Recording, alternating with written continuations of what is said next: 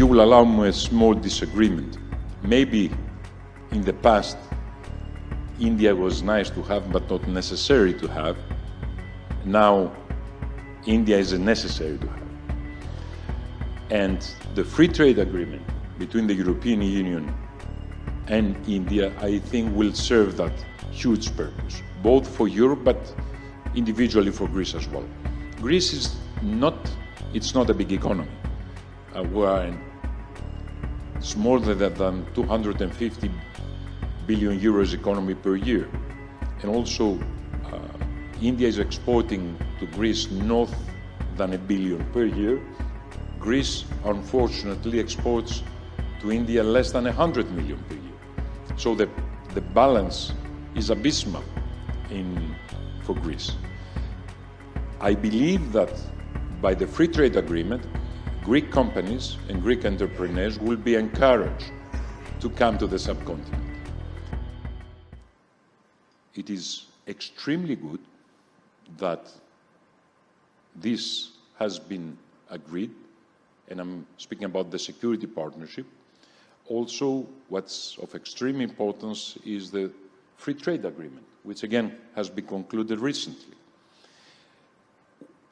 It is clear to me that there is an alignment of values, but as my dear friend Alexander Schallenberg just whispered to me before, there's also an alignment of interests between European Union and India. So there is fertile ground for us to enhance our cooperation. And also the fact that both areas are democracies, functioning democracies, allows this common understanding to flourish. But again, a lot of work needs to be done. Before my present capacity as Defence Minister, I was Foreign Minister of the Hellenic Republic of Greece for 4 countries. And one of my top priorities at that period is to create a close relation, a close understanding between Greece and India. Please don't get me wrong. I clearly understand the difference in our size. I don't punch above our weight. But please also understand that for Greeks, India, in a way, is part of the Greek mythology, like the Garden of Eden. You know, Alexander the Great came to the borders of India, and then his troops revolted, and he had to return back to Macedonia. So, in a way, the relation with India is a promise never fulfilled. So I see the current challenge as the possibility to realize that promise of 3,000 or 2,500 years ago, to create a close relation, a close understanding, to communicate, and to bring India to the Mediterranean, bring India closer to Europe, have India understand also the security challenges we face in Europe. And as it was said previously from the previous panel, if we add, we are around 2 billion people. We are by far the biggest economic power in the world. So I think it's a promise that remains to be fulfilled. And we can see it happening even in this generation. Okay, so let me come to one other agreement that was arrived when the EU leadership was here, which is the mobility agreement. Greece is at the heart of connectivity corridors. It's astride the Mediterranean region, where migration, both legitimate and irregular in recent years, is a fact of life and has been a challenge. How do countries such as Greece see the mobility agreement with India? Any caution for India? Any advice for India? Well, who am I to advise such a big country with such a big tradition? I can only express loudly my thoughts. But first, start with migration. Migration is a world phenomenon. It was part of what was happening in the world in the past. It will remain in the future. The big challenge for Europe is to formulate the migratory flows in a way that is beneficial both to the countries of origin and to Europe. As you know, the growth of population in Europe is almost negative, so it is clear that we need young people to fulfill the vacuum. And I think the subcontinent, with its current population structure, could be one of the best choices for legal migration. But this is something that has to be formulated in order to fight against a phenomenon that is totally disruptive, and I'm speaking about irregular or illegal migration. Because as most of you know, we are facing now an economic phenomenon of smuggling of people, which is huge, huge. So this has to be addressed.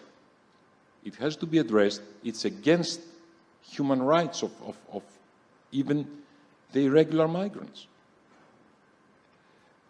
We need to fight the smugglers, but also we need to create corridors according to which young, ambitious people that want to work in Europe can come in Europe and profit from the European environment, but at the same time create to the European environment the economic dynamism that is necessary for the European continent to survive.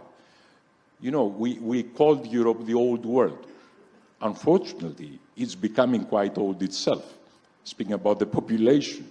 So we need, young people, but we need young people in a legal way. My final question, Minister, it's a deep dive into the business relationship and potential between Greece and India. I work for a business consultancy called the Asia Group. We've actually worked a lot on the India-Greek corridor. When the Prime Minister of Greece was here a couple of years ago, I think 24, I traveled to Greece with a couple of my colleagues to try and interest Greek companies in India. There was a lot of interest in theory. People were willing to have conversations. As we discovered, Greek industrial and manufacturing capabilities are significant with logistics, shipbuilding, even defense manufacture, there was interest. And the potential for partnerships was there.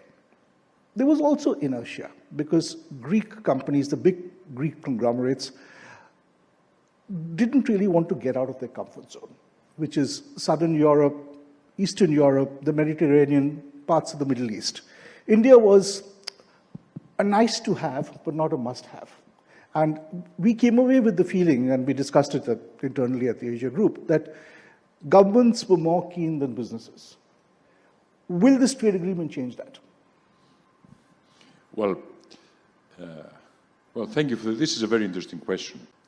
You will allow me a small disagreement. Maybe in the past, India was nice to have, but not necessary to have. Now, India is a necessary to have. And the free trade agreement between the European Union and India, I think, will serve that huge purpose, both for Europe, but individually for Greece as well. Greece is not a big economy. It's more than 250 billion euros economy per year. And also, India is exporting to Greece north than $1 billion per year. Greece, unfortunately, exports to India less than 100 million per year. So the balance is abysmal for Greece. I believe that by the free trade agreement, Greek companies and Greek entrepreneurs will be encouraged to come to the subcontinent. We Greeks have been traders for the whole of history. That's what we're doing. We trade. And by a historical oxymoron, because it cannot be explained, we have the biggest merchant navy in the world, the biggest by far. I don't know how it happened, but so it shows that trading for us with foreign countries, with foreign societies, it's within our DNA. But always India was seemed as out of touch. I believe exactly because of the regulatory environment. I'm very optimistic now.